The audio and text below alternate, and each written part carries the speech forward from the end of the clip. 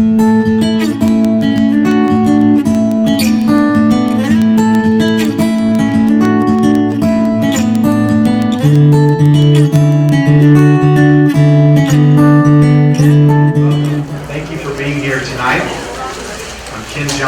CEO of Hutchinson Regional Healthcare System.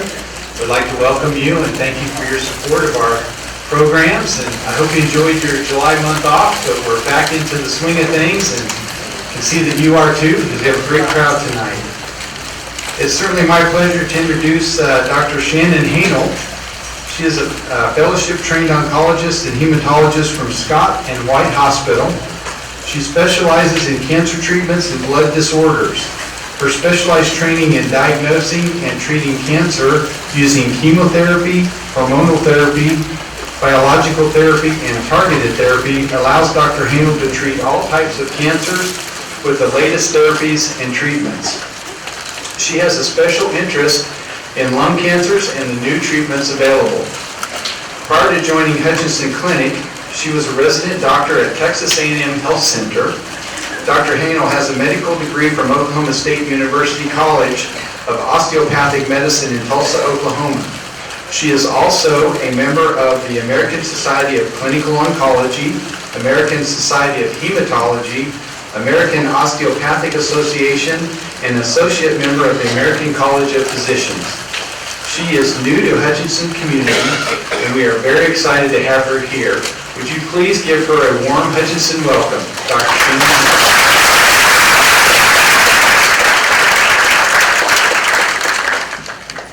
Thank you so much. It's an honor to be here, and I am super impressed about how many of you showed up just to listen to me talk, so I hope that I don't disappoint.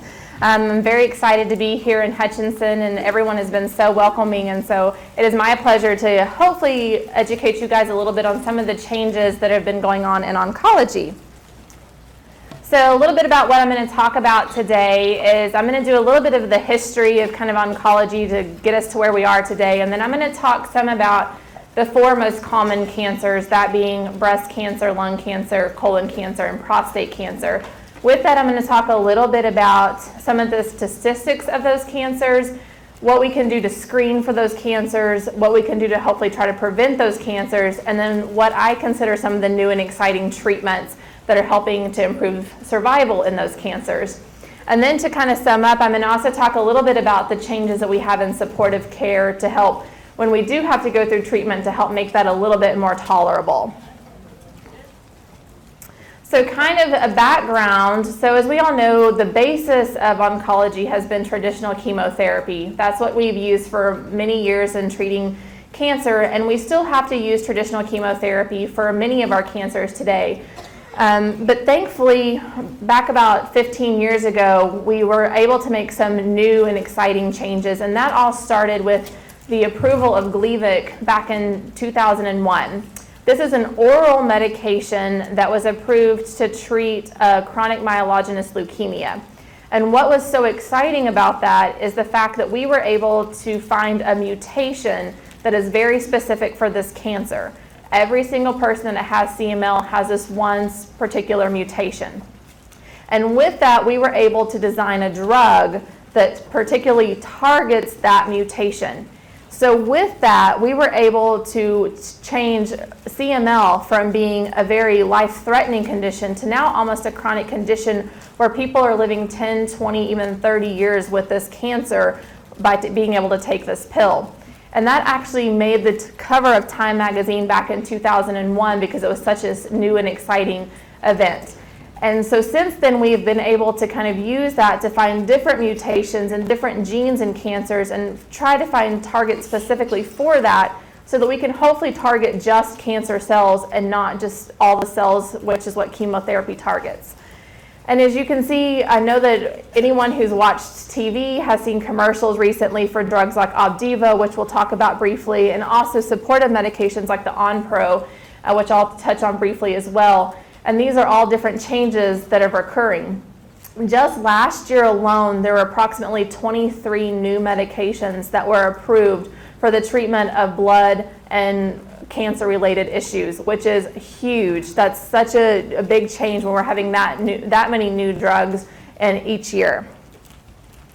So first we're going to talk a little bit about breast cancer. This is the most common cancer diagnosed in the United States. There will be approximately 250,000 people diagnosed with breast cancer this year alone. Women have about a 1 in 8 chance of getting breast cancer, and men have about a 1 in 1,000 chance of getting breast cancer. Thankfully, over the years, our treatments have improved significantly, and we are improving the overall survival. So that means how many people are alive. And so this graph over here shows the overall survival at 5 years. And as we can see, the overall survival has improved from approximately 85% to approximately 90 to 91% in the last 18 years. What that means is that over the last 18 years, we now have 6% more people who are alive at 5 years from their diagnosis. And that is fantastic when we're talking lives that are being saved. And as you can tell, it all kind of depends on what stage you are when you're diagnosed. So our patients that are diagnosed when their breast cancer is limited to their breast, their 5-year survival is into almost 100%. So meaning we're curing a significant amount of people when we're diagnosing it early. And as you see, as we find distant disease, unfortunately, we're not able to cure distant disease yet, but we are able to prolong survival. And over 25% of people are still alive at 5 years, which is a huge thing. Part of that is thankfully due to the screening. The goal of screening is to try to detect cancer in an early stage. So by doing screening, we are able to get those breast cancers that are limited to the breast that we then hopefully can cure with surgery. And so the screening that has been approved for many years has been mammograms. And so for many years it's been that women have been recommended to get a mammogram starting at the age of 40 and to get it every single year. There's been a little bit of controversy in that recently. There's been a lot of research and no one really fully agrees about how often women should be getting mammograms right now. There's different groups of people that put out different recommendations. The U.S. Preventative Task Force is one of these groups. They recommend that women don't get mammograms until they're 50, and they actually recommend them every other year. However, the American Cancer Society recommends yearly mammograms from the age of 45 to 55, and then every other year after that. So there's still a little bit of debate about, do women really need to start getting them at 40? And so the big thing is to talk with your doctor about your specific risks and that sort of stuff, and so that it can be individualized for you. Now, if you do have a family history of breast cancer, that changes everything. So if you have a first-degree relative with any form of cancer, but particularly breast cancer, it's actually recommended that you start screening about 10 years earlier than them. So if your mother was diagnosed with breast cancer at 47, then you should start your screenings 10 years early at the age of 37. There is a consensus that we should be continuing mammograms on women until, as long as they are considered to be healthy, and we expect that you have at least 10 years. So if you've got a lot of other medical conditions with heart failure, diabetes, that sort of stuff, it may not be worth doing the screening mammograms because the surgery and that sort of stuff may be too difficult. So again, that's something that you should talk with your doctor about when and how long you should be continuing your screening. So with prevention, I'm only going to talk about the things with prevention that we have a lot of research on and that's currently recommended by our different societies. There's a lot of things on the internet that you may read about. Some of this may be true, but without the background of it, I'm not really going to discuss a lot of that in detail tonight. So the things that we know with prevention of breast cancer is that we should be limiting our alcohol. So for women, more than 1 drink a day is considered too much and increases your risk of breast cancer. Smoking, that's going to be kind of my theme for the evening for prevention. You should not smoke. Smoking puts you at increased risk for every single cancer. Monitoring your weight and maintaining a healthy weight is very important in breast cancer. So even as we get older and we go through menopause, our body still makes estrogen. And fat tissue in particular makes estrogen. And as we get older, that estrogen can stimulate the breast tissue and put you at an increased risk of cancer. So if we help maintain a healthy weight, we keep our estrogen levels lower. That helps decrease the risk of breast cancer. Breastfeeding, so when we're younger, those of us who breastfed our children, that helps to decrease our risk even later in life. And the longer that you breastfeed, the better that is for your breast health. Limiting the duration of hormone replacement. So for women who've gone through menopause or who've had hysterectomies, it has been, some people do put you on hormones to help decrease hot flashes and that sort of stuff. It is now known that that can increase the risk of breast cancer, and kind of in the late 90s that became a big, huge study, and so we've gotten better about decreasing the length of hormonal therapy. Exercise is always good. Again, that helps you to maintain a healthy weight, and so will help decrease your risk of breast cancer. And then finally, limiting the amount of radiation exposure. So limiting chest x-rays, CT scans, that sort of stuff, especially to the chest area, will help decrease the risk of breast cancer. So we really want to make sure that if we're ordering certain tests that it's really necessary, because any test can put you at risk for other problems. So some of the big things that I've made with breast cancer, one of the big things is the Oncotype. So this is a test that can be ran on certain types of breast cancers. So in women who have smaller breast cancers, who are hormone sensitive, we can order this test. So what happens is you have your surgery to remove it, and then we actually send part of the breast tissue off. They will look at specific genes on that particular breast cancer. So it's looking at your individual cancer. And then they send us a score back. And it's either high risk, low risk, or intermediate risk. So we know that those patients who come back with a low risk, that they do not need chemotherapy, that their cancer, the chances of it coming back is very low, and the benefit of chemotherapy in them is very slim. Now we know that if it's a high risk, then those people need chemotherapy to help reduce the risk. So the reason I think this is such a huge impact on our field is because beforehand, almost every woman that had breast cancer, after their surgery, we were recommending chemotherapy. And so there was a lot of women getting the toxicities and stuff for chemotherapy. Now we can really target to know who needs chemotherapy, which is, I think, fantastic, because we're saving a lot of women the chemotherapy and the side effects from it. So as an oncologist, of course, it's always my job to, we help manage chemotherapy, but if I can avoid chemotherapy at all costs, that is what I want to do. But I want to do it only if we know that it's going to be okay for your breast cancer. So this really helps to give me confidence in knowing whether or not you would benefit from the chemotherapy. The next big improvement in breast cancer is targeting HER2. So HER2 is a protein that can be produced in our body, and it can be overexpressed, or mean that there's too much of it being made. And in certain people, that protein can be what causes your breast cancer to grow. And so we can test for that particular protein on the tissue itself. And that's overexpressed in anywhere from 15 to 30% of patients. Until 1998, we did not have any medication that targeted this protein, and it was considered to be bad risk if you had this overexpression of this protein, purely because your cancer would grow and we didn't have anything necessarily to stop it. But thankfully in 1998, Herceptin or trastuzumab was approved, and this medication specifically targets that protein and helps decrease the expression of it. So with that, we are able to decrease the risk of recurrence, and we're also able to reduce the risk of death, which is fantastic.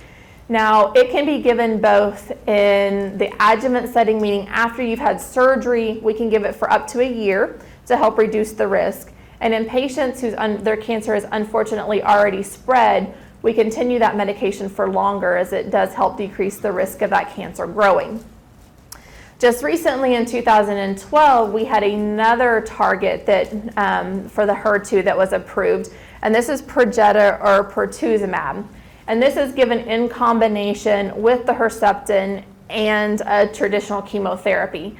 And so this just helps to further block that and to help further reduce the cancer growing, which is a fabulous bonus in patients who have this protein.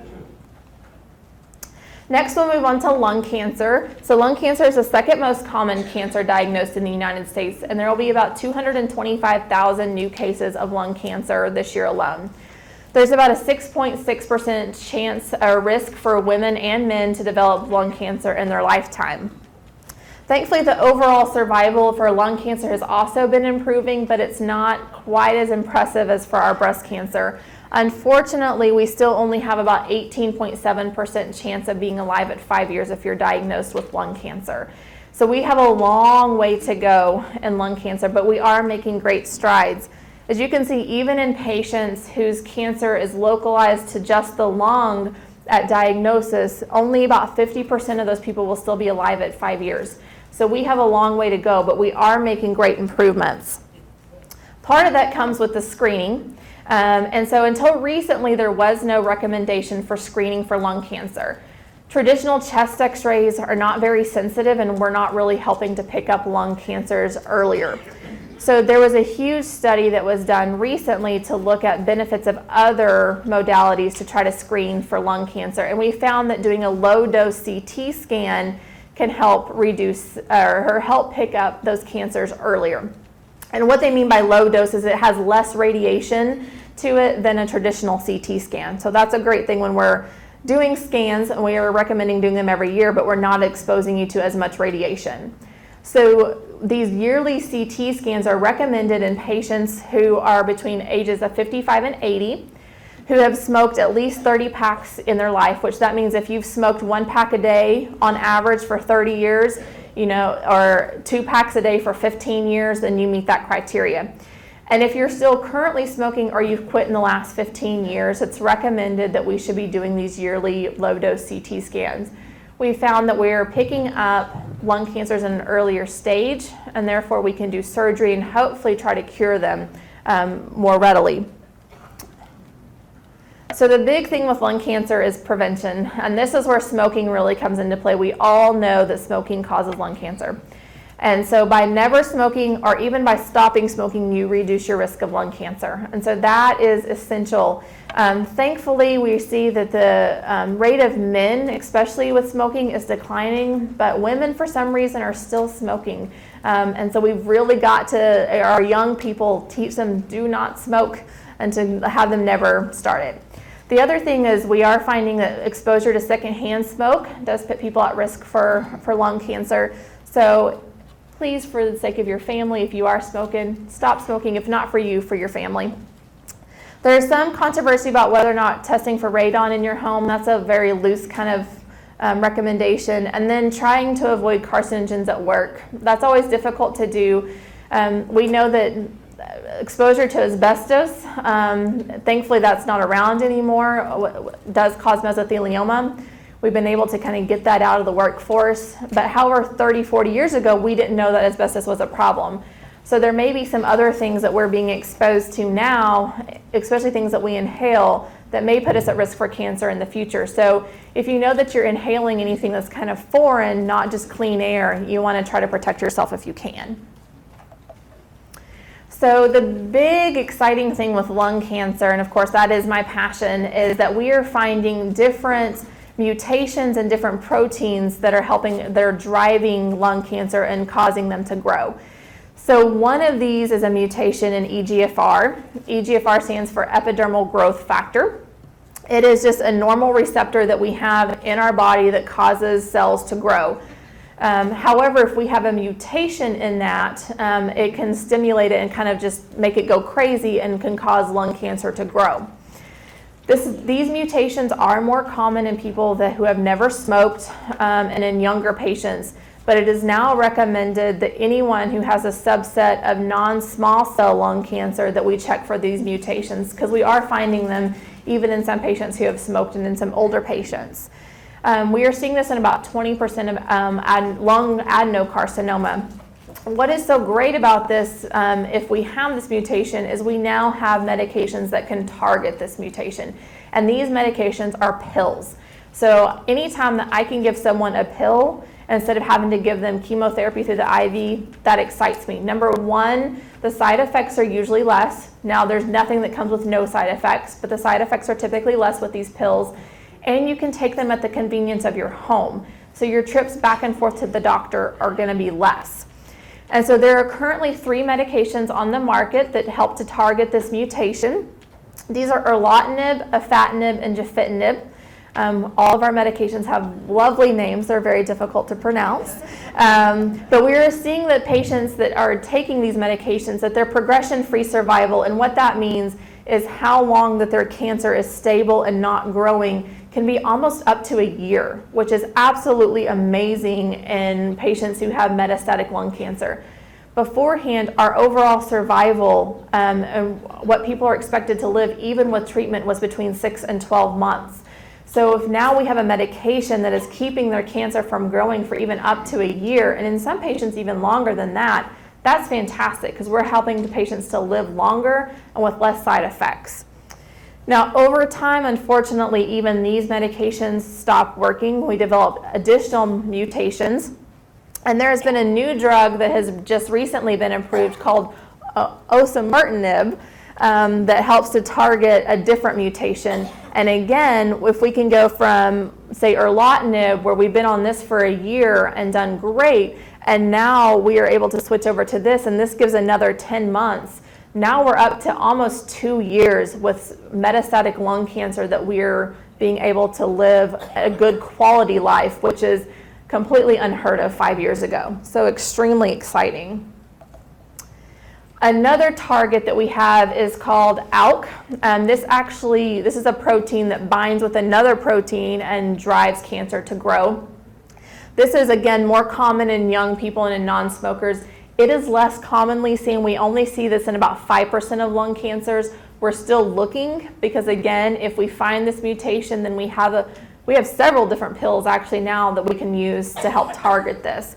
The first one, and what we use first, is called crizotinib. And so people can use this even before chemotherapy, and again, very well tolerated and live longer.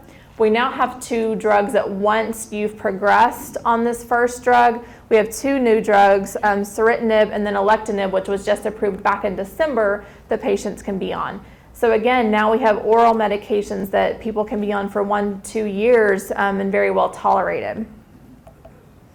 And the new big thing is immunotherapy. So this is where the Opdivo comes in with it, what we're seeing commercials for all the time. And we are very excited about this medication. Now, this isn't a pill, it is an IV medication. However, it is not traditional chemotherapy. It is a medication that targets, it's an antibody against something we call PD-1, which is programmed death ligand, which is just something in our body that tells whether or not our cells should die. So what this antibody does is it goes in and blocks this, and it actually turns our own immune system on. So it helps our immune system to recognize the tumor as foreign, and our immune system to come in and get rid of it, just like it would a bacterial infection. So it's fabulous because it's using our own immune system to attack the cancer. So with that, there's very, very little side effects.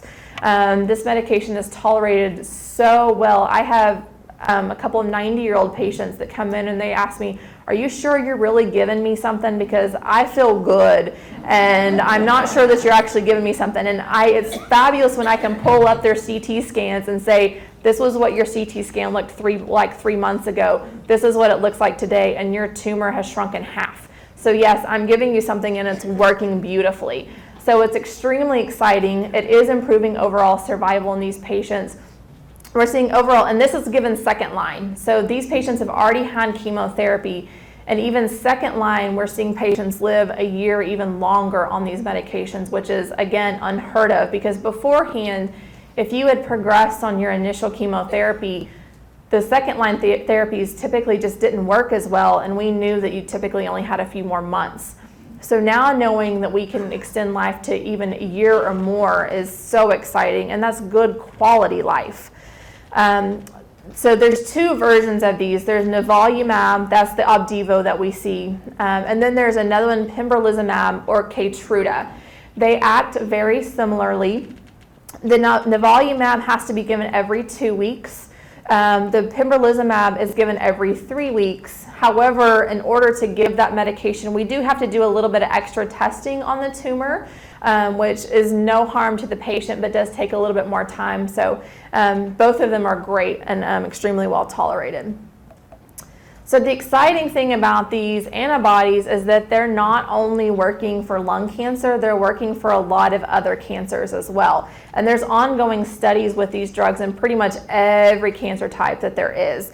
But we currently have approval to use these medications, of course, in the lung cancer, but also these 4 cancers. So melanoma, it has completely changed our treatment for melanoma. So beforehand, in patients who had metastatic melanoma, the life expectancy was less than a year. Now with this medication, the overall survival is 2 years plus. So we're doubling, more than doubling overall survival, and again, with an extremely well-tolerated medication. It's also approved second line for kidney cancer or renal cell cancer, and again, improving overall survival by 2 years, which is amazing. Classical Hodgkin's lymphoma, which is a blood cancer, it's approved kind of second line or those who are refractory to treatment. We're not seeing quite as great of responses to those, but still a duration of response of 8 months, which beforehand in those who are resistant to other medications, we didn't have very many options. To have an option that gives us 8 more months is fantastic. And less than 2 weeks ago, we got an approval for treatment in head and neck cancer. So that is also, we're extremely excited about that because head and neck cancer is a very tough cancer. With surgery and radiation, the quality of life can be kind of not as great. So if we have a medication that's not as toxic but improving our overall survival, we're extremely excited about that. So next, moving on to prostate cancer. This is the 3rd most common cancer in the United States. We'll have approximately 180,000 new cases this year.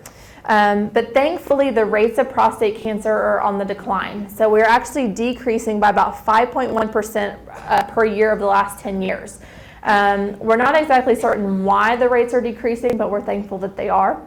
And even better is the survival is improving. So as you can see, the overall survival has increased from 88% to 99%. So this is super exciting that 99% of people that are diagnosed with prostate cancer will still be alive in 5 years.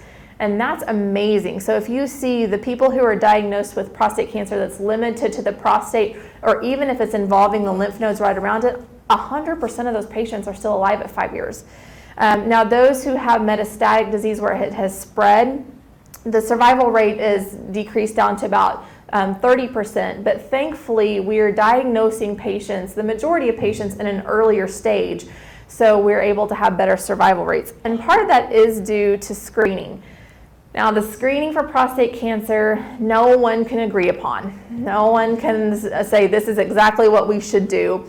And that's partly because what we have for screening right now is the PSA, which is a blood test, and then a digital rectal exam.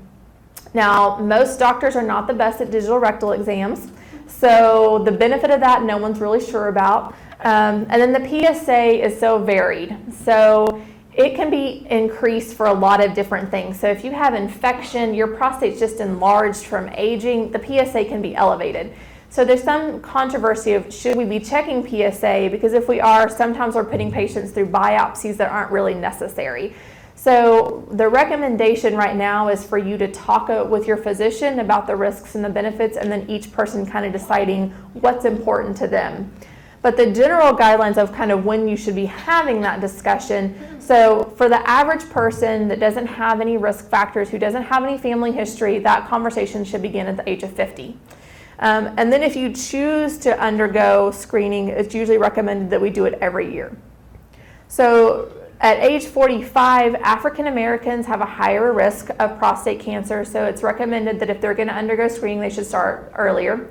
And then if you have one first-degree relative, so father, brother, son, who's had prostate cancer at an earlier age, so if your father was diagnosed with prostate cancer at the age of 62, then they recommend that you should consider screening starting at 45. We recommend screening or considering screening at the age of 40 if you have 2 family members, 2 first-degree relatives. So if your brother and your father were both diagnosed with a cancer, then recommend starting earlier at 40. So prevention, there's not as much known prevention for the prostate cancer. The big thing comes with diet. So there's a lot of different dietary things that are recommended. So the big thing is to eat healthy. That's kind of the thing with every single cancer, is trying to, of course, maintain a healthy diet. But in particular, they say that fatty acids from fish are very good, and so that can help reduce your risk. They recommend limiting dairy, and then fruits and vegetables, of course, are your healthy thing. And then again, to maintain a normal weight. Kind of the same thing that we talked about for breast cancer kind of applies to prostate cancer for men. So fat tissue not only produces estrogen, it also produces some testosterone. So for men, prostate cancer is highly driven by testosterone. And so the more fat that you have on your body, the more testosterone that you produce, and therefore you're at a higher risk for cancer. So it's recommended to try to maintain a healthy weight.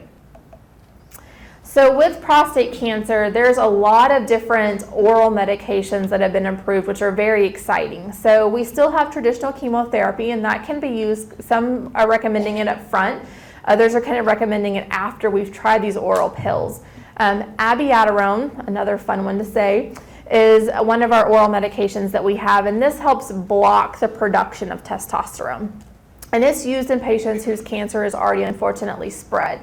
The good thing is this is an oral medication, and it's overall fairly well tolerated. Again, everything does have some side effects. The one thing that's a little tricky with this medication that some people don't like is that we have to give it with a low dose of a steroid every day. Thankfully, the steroid's pretty low, so usually doesn't have side effects with it, but still it's another medication that people have to take. It can be given before or after chemotherapy, like I said, but this pill has shown to improve overall survival, how long your prostate cancer is stable before you need some other treatment, and also we see a really good decline in the PSA. So one of the big things we follow when you do have prostate cancer is your PSA, and if we start to see it increase, and that always worries us, and so this medication helps to decrease that. The other really good thing with this medication is because one of the most common things for prostate cancer is if it spreads, it tends to spread to the bones. And that's one of the most debilitating things with prostate cancers, because a lot of pain comes with that once it goes to the bone. And this medication not only, of course, helps to treat the cancer, but also really helps with the bone pain, which is fantastic.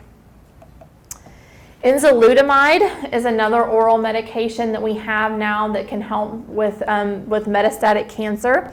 And it works in just a slightly different mechanism. It also helps to improve our overall survival and decrease our PSA. The good thing with this is you don't have to have the steroid to go along with it. And we use this one more commonly if the cancer is unfortunately already spread to other organs, such as your liver or kidney or other organs. And like I said, it doesn't require the prednisone. Now the good thing is you can use both. So if you've been on one medication and that one's no longer working, we can switch to the other one. So now we have two really good oral medications that are helping to extend life and again, pretty well tolerated. There's a lot of other kind of, I wouldn't say crazy, but different type of technology out there for prostate cancer that's outside of chemotherapy and outside of pills. One of those is radium-223, and this is they actually take something that has a radioactive particle on it, they inject it in, and it goes to the site of cancer, specifically in the bone. And it helps to reduce those little radioactive particles to help kill the cancer that's in the bone. This is used for only when you have cancer in the bone and nowhere else. The good thing with this is it really does help to improve bone pain, which again is great for our patients when they're hurting. It also does help to improve overall survival, but we don't see any improvement in PSA. So that's kind of the tricky thing with this medication is trying to figure out, is it really working if we're not seeing a change in our PSA, but patients' pain does improve, and so that's great. The other new kind of technology is Sipuleucel T. This is actually kind of a vaccine. So they actually remove your blood, attach this kind of vaccine to it, and inject it back in, and it helps kind of this immune response again to kind of attack the prostate cancer. And it does help improve overall survival again by about 4.1 months. And it will help some with bone pain as well. Again, we don't see any improvement on x-rays and we don't see anything with PSA, so it's a little bit tricky for us to kind of monitor and know how well it's really helping the cancer, but we do know that it does and gives improved survival. And that's without systemic chemotherapy or symptoms, are really just kind of targeting the bones, and so patients do really well with this.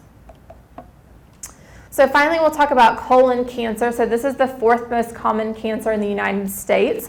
There's approximately 135,000 new cases of this diagnosed each year. There's about a 4.5% chance for men and women to develop colon cancer in their lifetime.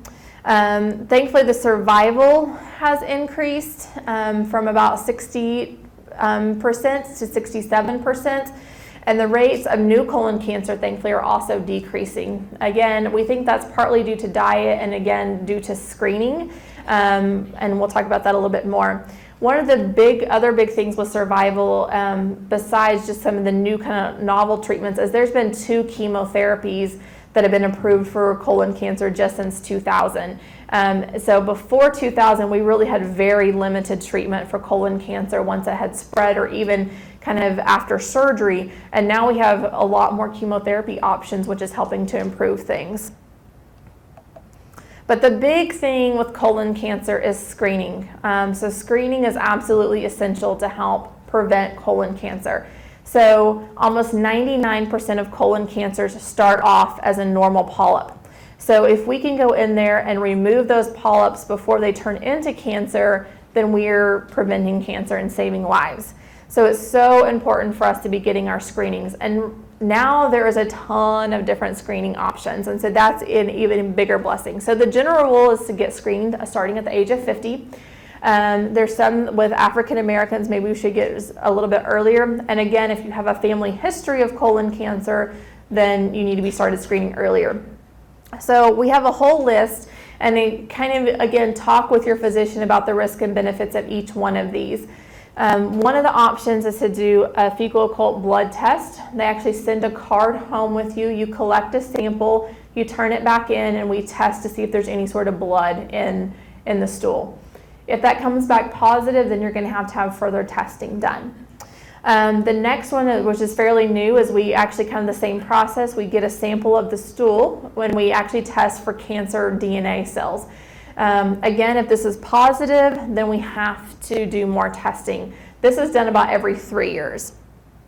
A CT colonography, and that's what I have pictured on the side, is they actually do a CT scan now with certain contrast, and they kind of reconstruct the colon in 3D on the images, and it can see if there's kind of abnormalities.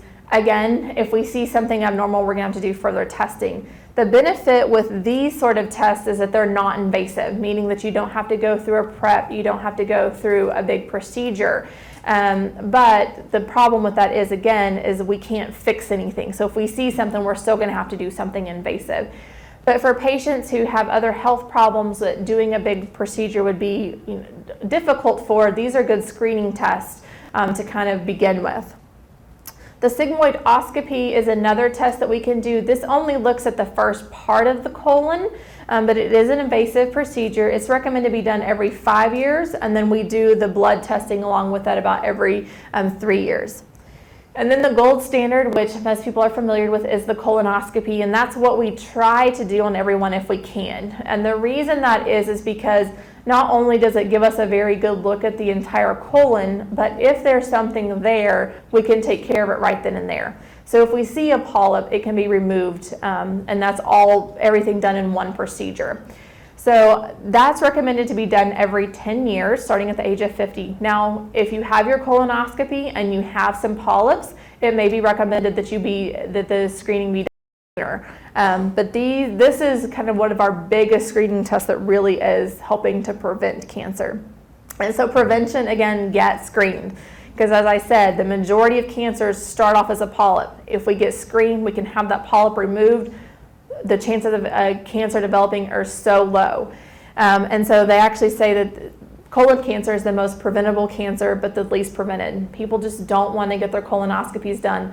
I know it's not fun. The prep is horrible. No one wants to drink all that stuff and then poop all night. We all know that. But if it prevents you from having cancer and from having to go through a big surgery and then having to go through chemotherapy, I think pooping for one night is worth it. The other thing that you can do is to kind of maintain a healthy diet. Again, lots of fruits, vegetables, and high fiber is known to help reduce colon cancer. Again, limiting alcohol, no smoking, and then maintaining a healthy weight. Kind of my theme for the day.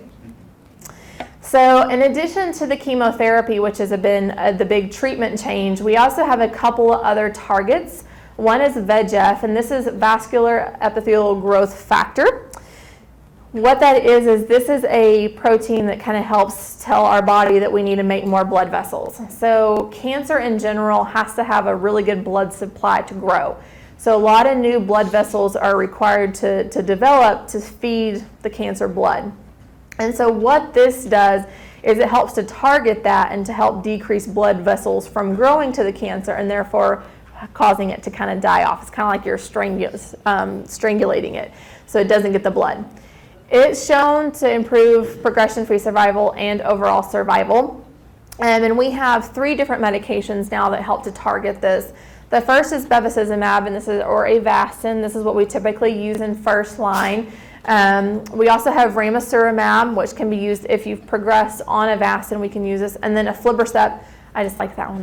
It's also called Zeltrap is the other one. It's just a fun one to say.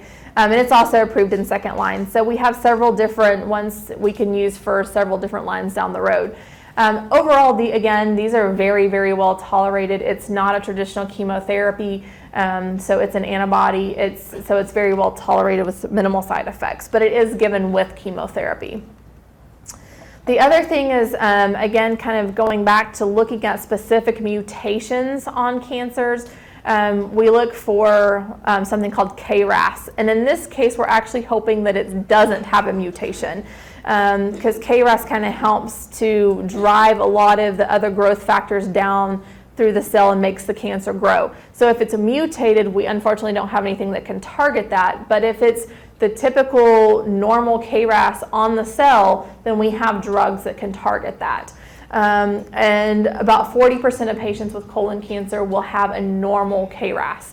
And so with that, we can either use cetuximab or panitumumab, kind of depending on which. So first line, we can use cetuximab up front or even kind of in a little bit of progression. Again, helps to decrease the cancer growth. And then with panitumumab, it's used kind of later on. It can either be used by itself or with chemotherapy. So we have 2 different medications. And again, since these aren't chemotherapies, they're very well tolerated. And then to kind of last but not least, one of the big things that we've changed with treatment is our supportive care. So it used to be that anytime you thought of chemotherapy, you automatically thought of people throwing up. That's how they depicted it in the movies. And thankfully, that is not the case anymore. So not to say that no one throws up or that we don't have any nausea, that would be a lie, but it's much, much minimized, which is thankfully to the development of a ton of different new drugs. And so cisplatin is one of our chemotherapies. It's the most toxic chemotherapy as far as causing nausea.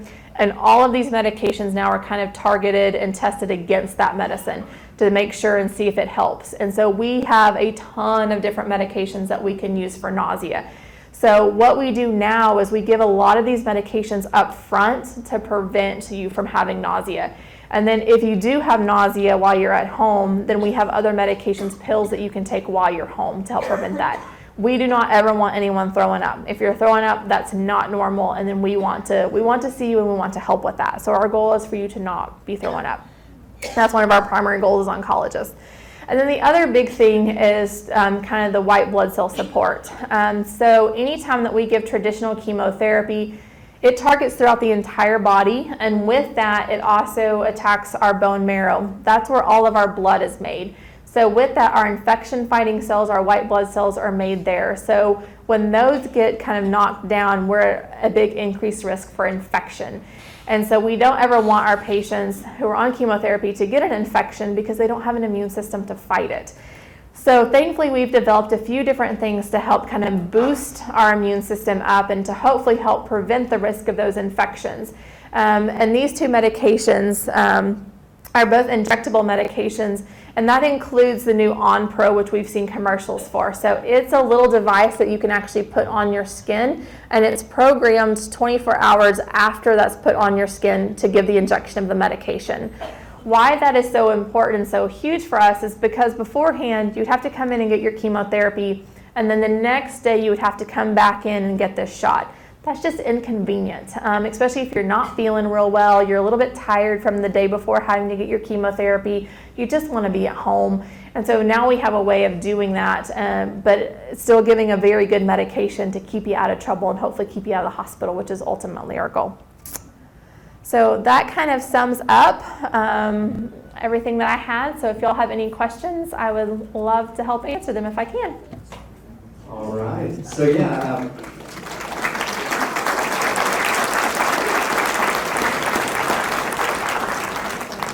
As Dr. Hanel mentioned, we're going to take the next several minutes to answer some questions. Also, if you could get enough of her tonight, she will be on the KWBW morning show this Thursday at 7:15 in the morning.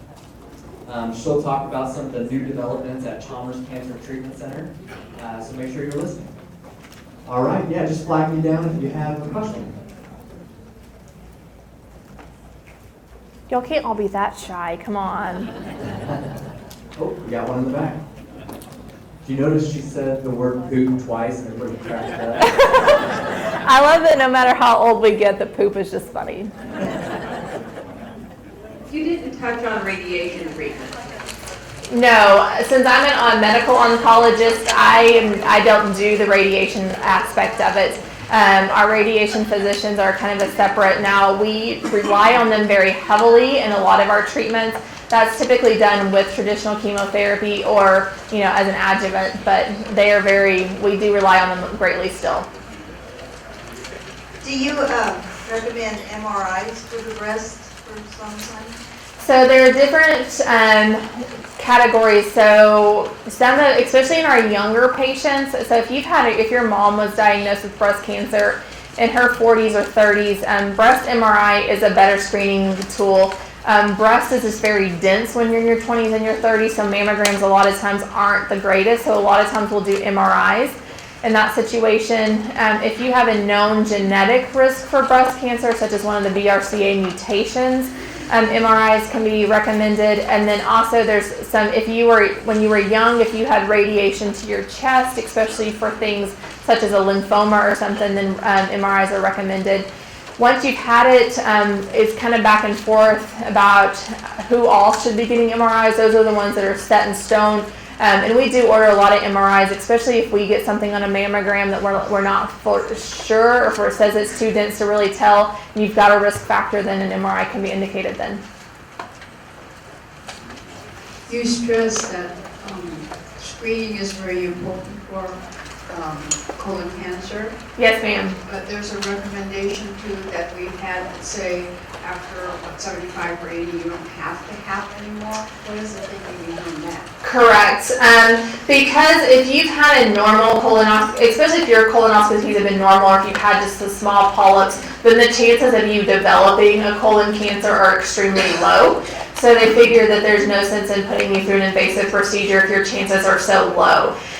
Also, we know kind of once we get to that 75-80 range that typically there's some other health problems that can come up that could put you at risk if you do have to have a colonoscopy that could make it more difficult. And so it's very individualized. So if you are an extremely healthy 75-year-old, you don't really have any other health problems, we may go ahead and recommend another colonoscopy because we know that you may have another 10, 15 good quality healthy life ahead of you. If you've got a lot of other problems and we say, we just think that the risk of it's not worth it, then it's not worth putting you through an invasive procedure if it's not going to really help you. These procedures that you're talking about, do all of these can be done here in Hutchinson? Yes, sir. We can do them at the clinic or at the hospital. We're happy to help with either way, but we've got very good GI doctors here that can help with that. We've got great radiologists that can help read all of these screening tests. And then, of course, I can do any of your chemotherapy treatments or anything like that. And then we have the Chalmers radiation that can help us with radiation. So we've got our bases covered here. What are the recommendations for controlling the estrogen and testosterone levels in the male? So there's not a lot in just the general population. So again, kind of just trying to maintain a healthy diet. There's not really recommendations about checking testosterone levels or estrogen levels on a regular basis. If you are diagnosed with a prostate cancer, then kind of depending on the stage and that sort of stuff, the majority of our medications that we have you on have a goal of decreasing your testosterone with a goal of it being less than 50, which makes men not real happy, but is very important for their prostate cancer. But otherwise, we're not screening or checking levels on a regular basis. All right. Actually, if we have any more questions, I'm going to refer you to see Dr. Hanel up here afterwards. If you couldn't read the slides, we are going to put that up on our website when we post the video on the first course page. So thank you all for coming out. We hope to see you next month. Let's give Dr. Hanel another round of applause.